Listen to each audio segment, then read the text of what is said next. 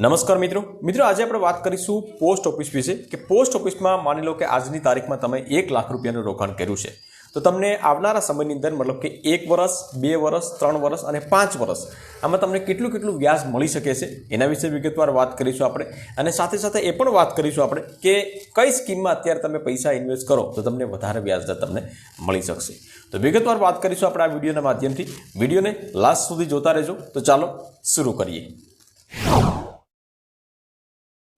તો વિગતવાર વાત કરીશું મિત્રો આપણે કે પોસ્ટ ઓફિસમાં અત્યારે તમે 1 લાખ રૂપિયા અથવા તો 50,000 રૂપિયા તમે રોકો તો તમને કેટલું વ્યાજદર તમને આવનારા સમયની અંદર મળી શકશે અને ખાસ કરીને એ પણ વાત કરીશું મિત્રો આપણે કે કઈ યોજનાની અંદર કઈ સ્કીમની અંદર તમને વધારે વ્યાજદર મળે છે શું એના નિયમો છે તમામ માહિતી આપણે આ વિડીયોના માધ્યમથી જાણીશું। પરંતુ વિડીયો શરૂ કરતા પહેલા એક વાત તમને જણાવી દઉં મિત્રો કે આ આર્ટિકલ જે છે એ જો તમે વાંચવા માંગતા હોય તો નીચે ડિસ્ક્રિપ્શન બોક્સમાં એની લિંક અથવા તો કમેન્ટ બોક્સમાં એની લિંક રાખી દઈશ તો ત્યાંથી તમે ચેકઆઉટ કરી શકશો। તો સૌપ્રથમ વાત કરીએ આપણે મિત્રો કે આજે પોસ્ટ ઓફિસની એક એવી સ્કીમ વિશે વાત કરીશું મતલબ કે ફિક્સ ડિપોઝિટ વિશે વાત કરીશું આપણે કે તમે એમાં 1 વર્ષ માટે પૈસા રોકી શકો છો, 2 વર્ષ માટે પૈસા રોકી શકો છો, 3 વર્ષ માટે અને 5 વર્ષ માટે પૈસા તમે રોકાણ કરી શકો છો। હવે એમાં 4 વર્ષ માટે તમે પૈસા રોકાણ ન કરી શકો અને એમાં કેટલું વ્યાજદર મળે છે એ કેલ્ક્યુલેશન સાથે આપણે વાત કરીશું। સાથે સાથે એ પણ વાત કરીશું મિત્રો કે ફિક્સ ડિપોઝિટ જે છે એ કઈ સ્કીમમાં તમે રોકાણ કરવાથી તમને વધારે વ્યાજદર મળે છે। આ કોષ્ટક જે છે એ આપેલું છે મિત્રો 1 વર્ષ 2 વર્ષ 3 વર્ષ અને 5 વર્ષ 4 વર્ષ માટે કોઈ સ્કીમ પોસ્ટ ઓફિસમાં નથી। હવે માની લો મિત્રો કે તમે 1 વર્ષ માટે પોસ્ટ ઓફિસની અંદર તમે 1 લાખ રૂપિયાનું રોકાણ કર્યું છે તો તમને કેટલું વ્યાજદર અત્યારે મળે છે અને કેટલા પૈસા મળે છે એ પણ અહીંયા આપેલું છે। તો 1 વર્ષ માટે તમે રોકાણ કરો તો તમારે વાર્ષિક વ્યાજ જે છે એ 6.9% વાર્ષિક વ્યાજ તમને મળે છે અને 7,080 રૂપિયા તમને ટોટલ વ્યાજ મળે છે। મતલબ કે તમે 1 લાખ રૂપિયાનું ઇન્વેસ્ટ કર્યું હોય તો વર્ષ પછી તમે 1,07,080 રૂપિયા તમે લઈ શકો અથવા તો મળી શકે। ત્યાર પછી 2 વર્ષની વાત કરીએ આપણે તો 2 વર્ષમાં તમે 1 લાખ રૂપિયા 2 વર્ષ માટે રોક્યા હોય તો કેટલા % તમને વ્યાજ મળે છે તો કે પૂરા 7% વાર્ષિક વ્યાજ તમને મળે છે। 2 વર્ષનું 1 લાખ રૂપિયાનું વ્યાજ કેટલું થશે તો કે 14,371 રૂપિયા ટોટલ 2 વર્ષનું વ્યાજ થશે અને ટોટલ તમને રકમ જે છે એ 1,14,371 રૂપિયા તમને મળવા પાત્ર રહેશે। ત્યાર પછી વાત કરીએ મિત્રો 3 વર્ષની કે 3 વર્ષ માટે તમે 1 લાખ રૂપિયા રોકાણ કર્યું હોય તો તમને કેટલા મળશે તો એ 7.1% લેખે તમને વાર્ષિક વ્યાજ મળશે અને ટોટલ જે છે 3 વર્ષનું વ્યાજ તમને મળશે 1 લાખ રૂપિયાનું 21,873 રૂપિયા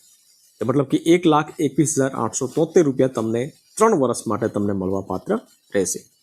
5 વર્ષ માટે તમે માની લો કે તમે રોકાણ કર્યું આ સ્કીમની અંદર બરાબર બીજી સ્કીમની અંદર તમને થોડું વધારે વ્યાજ મળશે તો એ આગળ આપણે વાત કરીએ આપણે પરંતુ આ સ્કીમની અંદર 5 વર્ષ માટે તમે રોકાણ કર્યું હોય તો તમને કેટલું વ્યાજદર મળશે તો એમાં તમને વ્યાજદર મળશે 7.5% વાર્ષિક વ્યાજ અને ટોટલ જે છે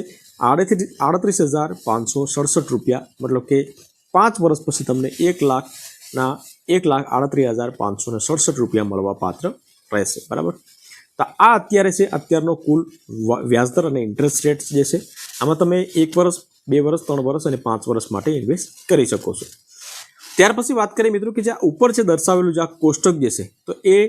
ટીડી સ્કીમનું છે મતલબ કે ટાઈમ ડિપોઝિટ સ્કીમ જે છે તો એની માહિતી આપેલી છે। આ યોજનામાં તમે વાર્ષિક તમારે મતલબ કે 4 ઓપ્શન આપ્યા છે બરાબર 1 વર્ષ માટે 2 વર્ષ માટે 3 વર્ષ માટે અને 5 વર્ષ માટે આ પ્રમાણે તમે ઇન્વેસ્ટ તમારી જે પ્રમાણે કેપેસિટી હોય તમને એવું લાગતું હોય કે ભાઈ મારે 2 વર્ષ માટે જરૂરિયાત નથી અથવા તો 2 વર્ષ પછી જરૂર પડશે તો 2 વર્ષ પછી પણ તમે પૈસા જે છે ત્યાં સુધી મૂકી અને પૈસા ઉપાડી શકો છો બરાબર। તો અહીંયા કોષ્ટક અહીંયા આપેલું છે નીચે આની લિંક રાખી દઈશ। પરંતુ માની લો મિત્રો કે તમારે પૂરેપૂરા 5 વર્ષ માટે પૈસા જે છે રોકાણ કરવાના હોય તો પછી તમારે ટાઈમ ડિપોઝિટ સ્કીમમાં રોકાણ કરવું ન જોઈએ। તો પછી તમારે કઈ સ્કીમમાં રોકાણ કરવું જોઈએ તો પછી તમારે એનએસસી સ્કીમમાં રોકાણ કરવું જોઈએ મતલબ કે નેશનલ સેવિંગ સર્ટિફિકેટ આ પણ એક પોસ્ટ ઓફિસની સ્કીમ છે અને એમાં તમને વ્યાજદર મળે છે વાર્ષિક 7.7% વાર્ષિક વ્યાજ મળે છે મતલબ કે આમાં જે છે તમને મળે છે 7.5% અને આમાં જે છે મળે છે 7.7% વાર્ષિક વ્યાજ મળે છે। પરંતુ આમાં જે છે એક નિયમ છે મિત્રો આમાં એક વખત તમે પૈસા મૂક્યા પછી પૂરેપૂરા 5 વર્ષ તમારે પૈસા રહેવા દેવા પડશે। 5 વર્ષ સુધી તમે પૈસા ઉપાડી નહીં શકો એ 5 વર્ષ માટે ફિક્સ થઈ જશે। હવે આનું પણ અહીંયા કેલ્ક્યુલેશન કરીને મેં તમને આપ્યું છે મિત્રો કે માની લો કે 5 વર્ષ માટે તમે જે છે 1 લાખ રૂપિયા આ નેશનલ સેવિંગ સર્ટિફિકેટ સ્કીમ એમાં તમે પૈસા ઇન્વેસ્ટ કર્યા હોય તો 7.7% લેખે તમને 5 વર્ષનું કેટલું ટોટલ વ્યાજ મળે છે તો 44,903 રૂપિયા, મતલબ કે લગભગ 45,000 રૂપિયા જેટલું વ્યાજ તમને 5 વર્ષમાં એનએસસી સ્કીમમાં તમને મળવા પાત્ર રહેશે. મતલબ કે ટીડી સ્કીમ જે છે, મતલબ કે ટાઈમ ડિપોઝિટ સ્કીમ જે છે એના કરતાં એનએસસી સ્કીમમાં તમે જો રોકાણ કરો તો 5 વર્ષમાં તમને કેટલા વધારે મળે? 6,336 રૂપિયાનો વધારો મળે, મતલબ કે ફાયદો થશે.